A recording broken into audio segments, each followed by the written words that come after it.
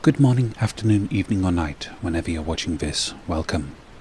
It doesn't much look like it on the face of the day, but dry weather is coming after what has seemed to me like an interminable age of winter rain, so I must make some preparations for my very first attempt at firing up my forge.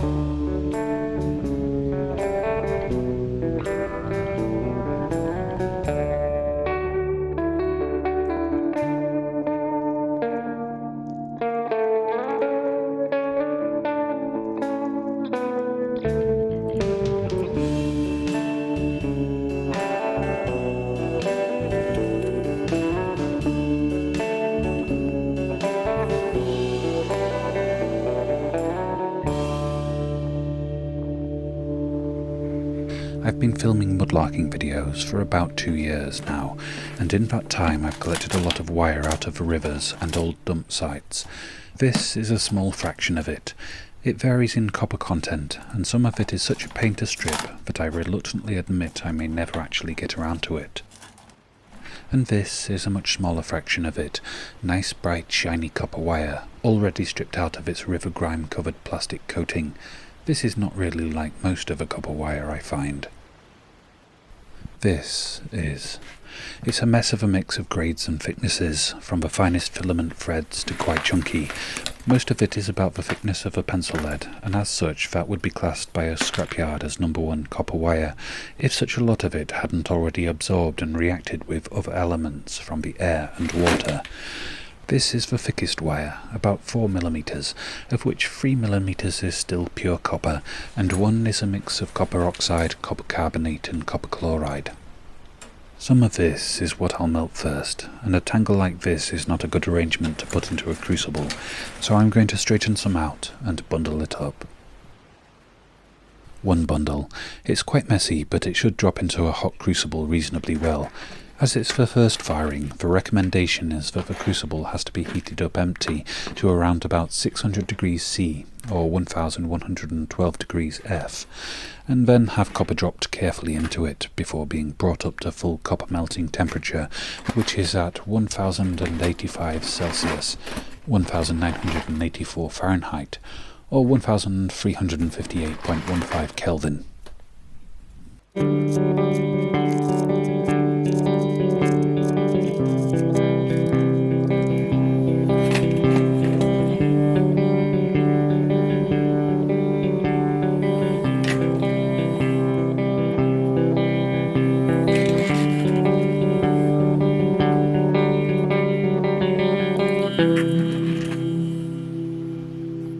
I think I've probably done enough. I have a 4 kg capacity crucible, but only 2 very small ingot moulds. I will get more and bigger ones in time. In fact, probably all the ad revenue from this video will go back into buying more gear for future, more complicated smelting videos. But to start with, I'm planning on keeping it simple. 2 small ingots, maybe pour the rest into water to make interesting nugget shapes, and just start to build an ingrained memory of how to do things and what not to do. 1.573 kilograms plus 1 gram. It'll be interesting to me seeing what sort of weight I lose in the process. I also have a little side project for this first melt. Seeing as the forge is going to be hot anyway, I'm going to try a little lost wax casting, and I'm fully expecting it to fail, because I don't think the sprues that I added to the little sculpture are going to be big enough, and it's a complicated shape that molten metal might not flow around very well. 246.1, which is roughly 88% of 300 grams. The classic bronze mix is 88% copper and 12% tin.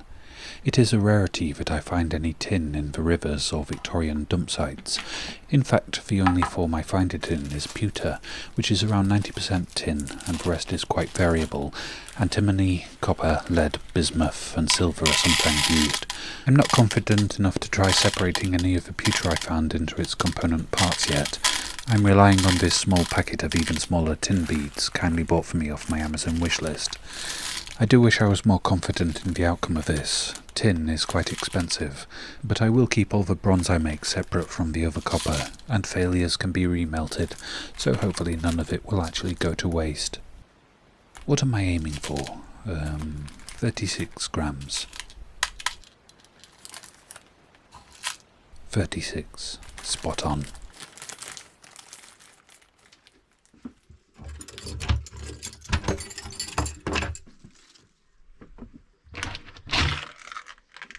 It is another day, and the sky is grey, but importantly the ground is dry, and rain is unlikely at least until the middle of the night. Life was so very different when I bought the forge a year ago now, exactly 1 week before I had to go into lockdown, away from the address the forge was due to be delivered to. I finally managed to pick it up 2 months ago, and it's been wet weather ever since. Here it is, set up and ready to go. And before the crucible goes in, a small piece of cardboard, which will be reduced to carbon ash, and that should prevent the crucible from fusing with the fire brick.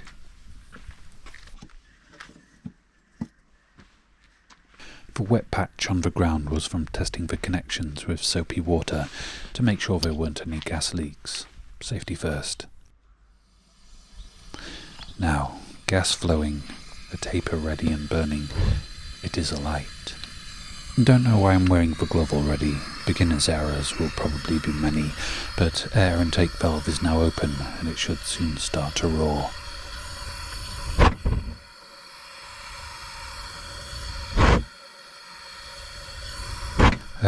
It's trying.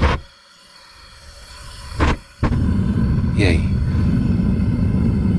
It's going to be a while before it glows, and to be safe, I'll have to be very serious about it, and not treat it like it's too much fun. The outer shell is variable temperature, well over 100 degrees C anyway. Now let's see what the inside is like. I can't actually see the 2 red laser points at the moment, so it's not easy to aim.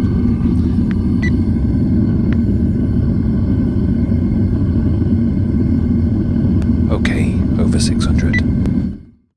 It's choked back so it won't blast fire when I open it. Not much noticeable glow in the crucible or anything in the forge yet at 600 degrees Celsius. First bundle of copper. Ugh, I fumbled it. Yes, this is in no way a sensible thing to be doing. Do not copy me if you ever get a forge. I did it without thinking. Not that I would have if I wasn't wearing a heat-resistant glove. I am not that careless. And the heat was resisted, so not a bad test of the gloves. But tongs are definitely the sensible, safer way to do this. There we go. And that's good enough, although I'll know in future to make tighter bundles. What a nice, pretty green flame. I hope it's showing up on camera. I'm going to leave it restrained for the moment. I want to see what sort of temperature was lost by me opening it for so long.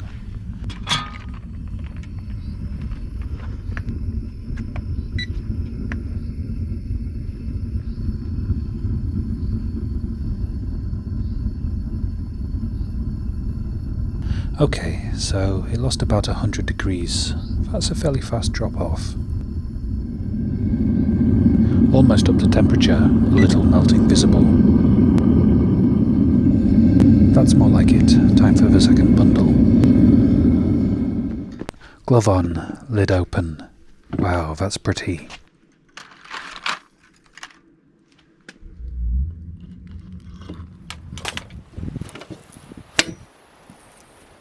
Oh, that green roaring flame. Don't think I'll ever get bored of that.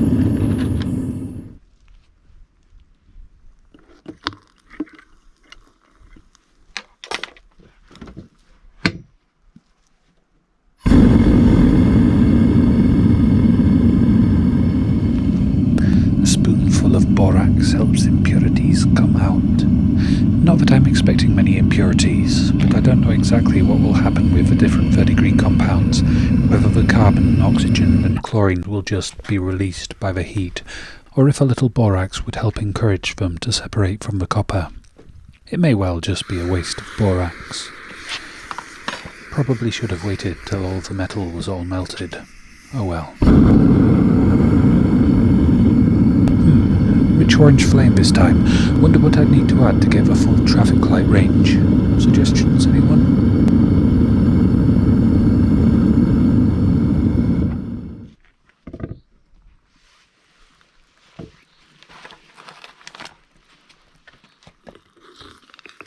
There doesn't seem to be any ash floating on top, like I've seen when big stack casting melts a lot of brass fittings or dirty copper.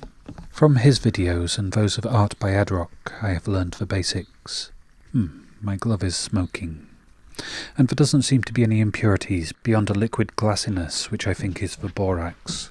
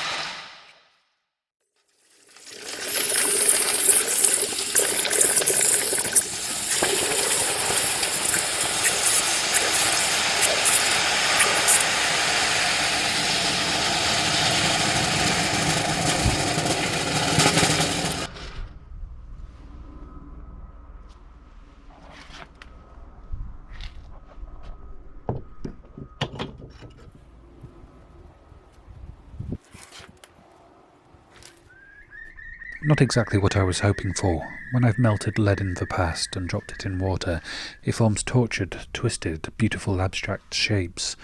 This does have charm, but not as much.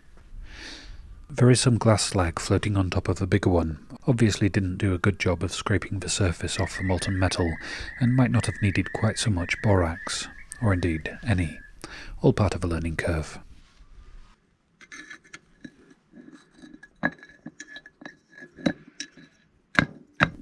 I think there might be a better suited pair of tongs out there for this bit. It's not going to come out easy. Let's try the other one.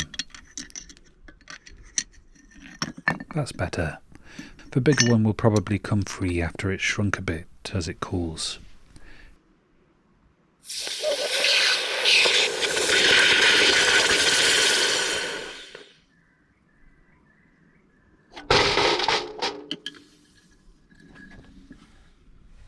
I think those droplets remaining are the borax, and if so, it should be okay to leave them in there for the next melt. It's got the bronze mix in it now, and steadily rising to temperature again. This is a bit daunting, already knowing that it's likely to be a failure. I have had the mould in the oven for half an hour, and now just giving it a little heat through again to minimise as much as possible the chance that any moisture remains in it. Wow, such a vibrant flame. Wonder if that's because of the borax that remained in the crucible, or the tin. It looks a bit like a boiled egg in there. Had a bit of a spill of the borax, so the ground will need a sweep afterwards. My glove's on fire. I think I need a longer spoon. Not sure why I find that funny. I'm unsure if there is more stuff recognisable as impurities on this bronze than there was on the copper, or if perhaps I'm just being more conscientious after the amount of slag glass that was left on the bigger ingot. Oop, longer spoon, and new, perhaps higher rated heat-resistant gloves. On the plus side, these low temperature flames did not cook or even burn my fingers inside. I'm going to heat up the little ingot mould again, just in case there's too much bronze. Can't pour it into the water bucket with all the copper still in there.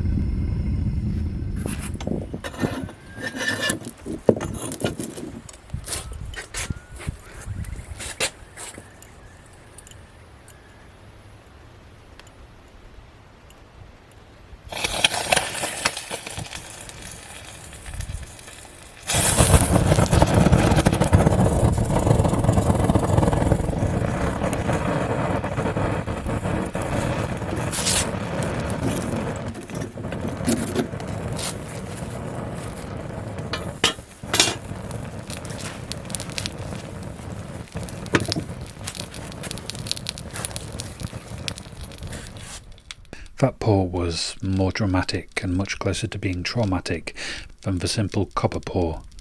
All such problems are lessons to learn from.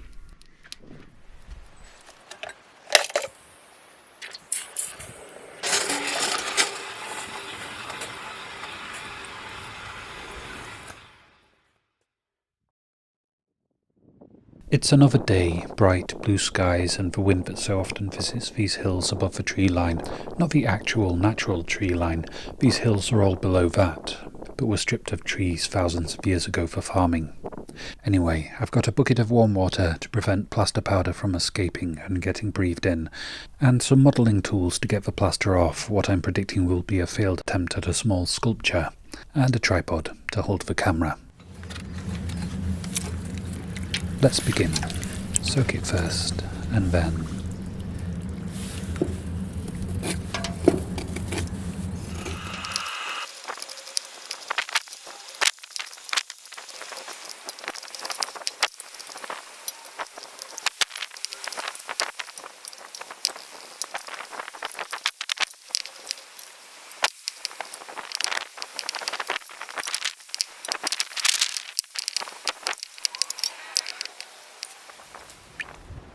Yes, it was a failure, in more ways than one.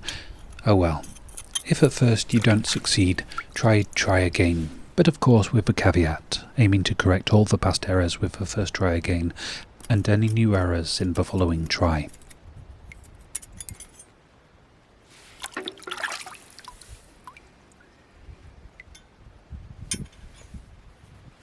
Now, for the copper ingots. I'm planning on keeping this small one more or less as it is, as a memento of my first faltering step into smelting. It is actually my most successful attempt of the day. It's a solid bar of copper, unlike this one, which I might feel like melting down and trying again sometime, although I do quite like that somehow there is a hole all the way through it. Have to angle it right to see. There. Before any such remelt happens, may as well practice grinding the grotty bits off. And because the USP of my videos is that they're mostly calming and relaxing, I'll turn down the sound of the Dremel in editing, which has a bit of a dentist drill about it at high speeds.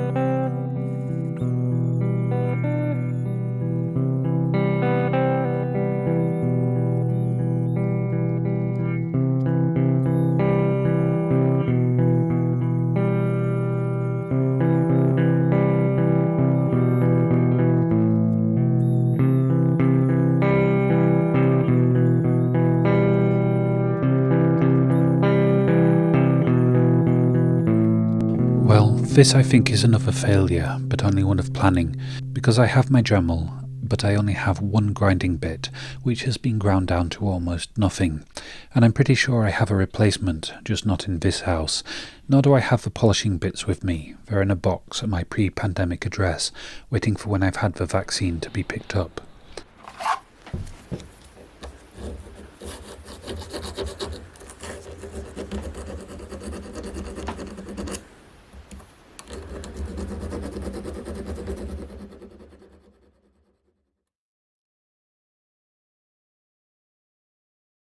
And roundup time.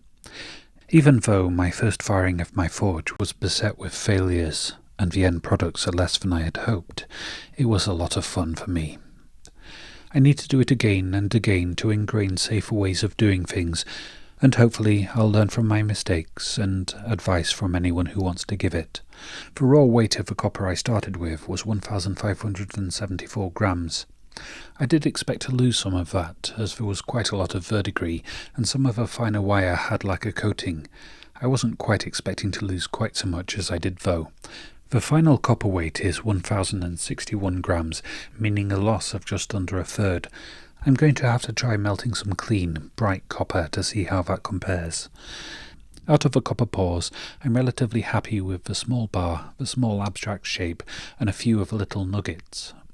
My girlfriend really loves the big piece, so she can have that. I may give it a spray of clear coat lacquer first to keep it copper coloured. The rest I'll put back in the melt pile. I'm not quite sure of all the various things that failed with the bronze pour. I don't know why it spattered at first. Maybe there was a bit too much humidity in the air and the plaster quickly absorbed some. And when I coated with plaster the wax sculpture of a seahorse with its tail wrapped around some seagrass, there was a lot more detail than has been passed on to the end result. I think either the original melt out of the wax was unsuccessful in removing all of it, or perhaps the bronze shrank as it cooled and lost any definition it might have had, or something else. Any ideas? I think I can guess the reason why it's got a goldish look rather than a brassy look, which is what I was expecting. I lost about a third of the weight from the purely copper pour, and only 19.5 grams from this one, which is less than 10% of the original 264 grams of copper I put in, but is still probably enough of a loss to unbalance the mix ratio of tin to copper. So, lesson learned, the purest copper I have for bronze mixes. Failures in my mould making probably account for the metal not flowing around the cavities all that well. It's missing its head, missing the grass it was attached to, and seemingly also the spruce that I attached, which I did guess beforehand wouldn't be quite big enough. Oh well. I had fun, and I will try again. I hope my long line of errors was at least watchable, and perhaps entertaining in parts. As usual, I have some thanks to give, so a big thank you to everyone who's watched, liked, disliked, commented, shared my videos. A huge thank you to everyone who's donated monetary gifts through Ko-fi. Almost every tool I used in this video, and some of the clothing, was bought with such gifts. I am very grateful for it. Another huge thank you to the kind people who've bought things off my Amazon wish lists. A few of the things in this video were bought from there. Since the last video, Louise Guerin, who's been a great supporter to several YouTubing Mudlarkers channels, very kindly bought a selection of fine detail paintbrushes and some Winsor & Newton Artists Acrylic modelling paste, which will both be very helpful for some of my planned craft projects, which hopefully will have better end results than this video. I am at least somewhat practiced at the crafts I'll be filming, whereas this one was a first step into something very new for me. Thank you so much, Louise. Your support has been amazing. Alison, who has the awesome YouTube profile name Rubber Banshee, bought these two books off my other, non-video related wish list. They're anthologies of many small books, written and illustrated by the strange and wonderful Edward Gorey. Thank you so much, Alison. I'm going to enjoy these again and again. I do hope that you've enjoyed this video. If you have and you'd like to, then any way you choose to show appreciation is very much appreciated. The options are likes, dislikes, comments, shares, donations through Ko-fi, or purchases from one or more of the two available Amazon wish lists. I hope that you're all keeping safe and well, looking after yourself and loved ones as best you can. Thank you all very much for watching, and for now, goodbye.